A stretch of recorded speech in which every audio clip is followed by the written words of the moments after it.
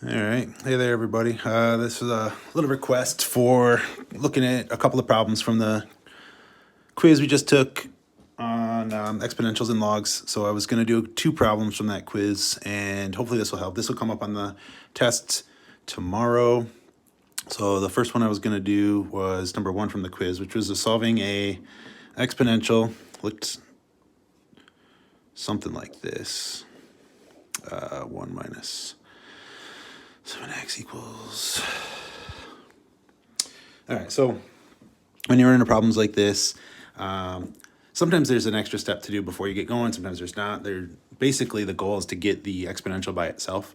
And once that exponential is by itself, then you're going to want to either take, the log of both sides or the natural log of both sides or some sort of log, maybe as another possibility. Let's say this was the same problem, but it looked something like this.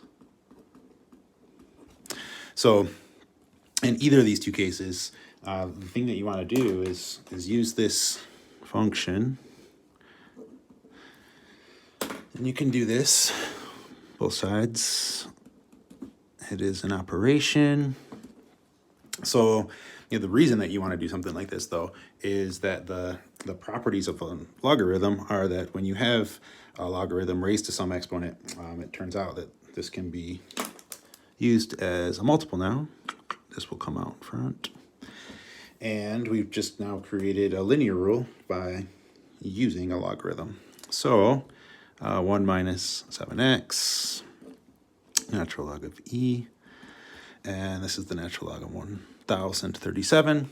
So now it's linear, and the other thing that's kind of important here, this natural log of e, this is just 1 actually. So the natural log of e is 1. And now we've just got a pretty simple linear.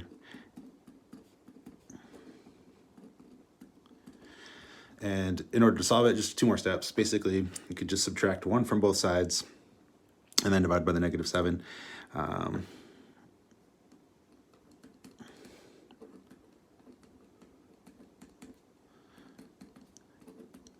If you need, sometimes it's not written this way. I'm going to show you another way that this is more commonly written. This is perfectly fine, by the way. But because this minus 1 at the end kind of sometimes gets confusing whether you want to subtract that 1037 from 1 or whether that's outside of the log. Sometimes it can be helpful to do this slightly differently. Again, this would be full credit if you had this answer. But sometimes people do this instead. So instead of subtracting the 1 from both sides, you could do something like this instead. 1 equals, add 7x to both sides, and then subtract the natural log, and then divide by 7. So again, same thing. It sometimes just looks a little nicer this way. And again, both of these are full credit. It doesn't really matter which one you go with. Also, there are times when you can just type that number in and get a decimal approximation for that. But usually it's better to leave it in exact terms. So you want to leave the log in it, and either of these are perfectly fine. How it would be a little bit different is if you had this one up here, you can just, there's a couple of ways to do these, I guess. You can just use the definition of log. That's probably my favorite way to do this one. But you can also just take the natural log of both sides again. And the natural log of both sides works. And it's just going to have an extra little step in here in the calculation because the natural log of 5 won't be 1. Natural log of 5 is a different number. So it would basically work out to be the exact same thing. Sometimes it's quicker though. And if you get a problem like this, you might want to just use the definition of log. So this is where just switching this into a log is a useful skill. And in this case, you notice the base is 5. So you're going to have a log of base 5. And one of the things that logs are, they are exponentials. So if this whole thing, this 5 to the 1 minus 7x, if that equals 1037, the log base 5 of 1037 will just be the exponent. That's what this, converts to. So this, again, you can type this in your calculator. You've got the ability to just get that number directly, but you can just leave it like this. So the log base 5 of 1037, and sort of the same thing. So I'm going to keep this positive. So I'm going to have, let's just subtract 1. -1 plus log base 5 of 1037 equals negative 7x, and divide both sides by the negative 7. So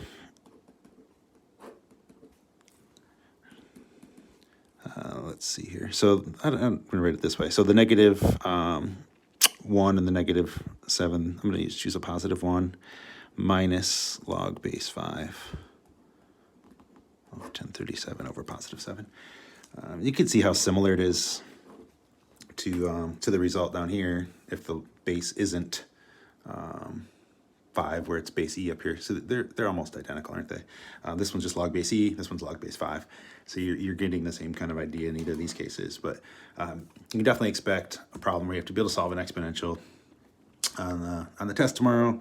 And then the other kind of problem that I wanted to look at was a log and a property question. So there's a request to look at number 4 from the quiz from yesterday. And again, not everyone's was identical, but it looked something like this. Log base 7 of x plus log base 7 of 6x minus 1 equals 1. And in this case, a property is going to be used first. So before you can begin solving these things, you have to isolate the log. So this is where condensing the log first is going to come in handy, and then we'll be able to use the definition of log and solve this thing. So the property here is that if we're adding these two things, we can bring these two logs together with multiplication. So the log base 7 of x times 6x minus 1 equals 1. So that's condensing it down. And now I'm ready to, since I just have a log on this side, I got a number on this side, I can just use my properties of logs here. So base 7, let's see, it equals 1 here. So another way to write this thing out is to say that 7 to the first power, to the first power equals x times 6x minus 1. And in order to solve this thing out, we're going to basically, we have a quadratic here, and we're going to use some technique to solve a quadratic. So 7 to the first is just 7. This is 6x squared minus x. And if you like, you can try to do a factoring technique first. Often these do factor. And if that's something that you want to try to play around with, you can. You could also just jump right to the quadratic formula. I haven't done this ahead of time, probably should have. I'm going to try this first, and if I can't come up with something pretty quickly, then I'll end up switching. So one thing that I'd like to start with is this negative 7. So there's only one way that I can get a negative 7. It's either 7 times 1. I guess I'm going to start with a 1 and a 7. Now, I could have one of these positive. Well, one of them is positive, one of them is negative. So I want to make sure I get the correct one in that case. But the other thing that I'm going to run into, just making sure that has to happen, is I have to get this 6x squared. So I think I'm going to use the 6x here because I see the 1. So 6 times 1 is 6, and 7 times 1 is going to be 7.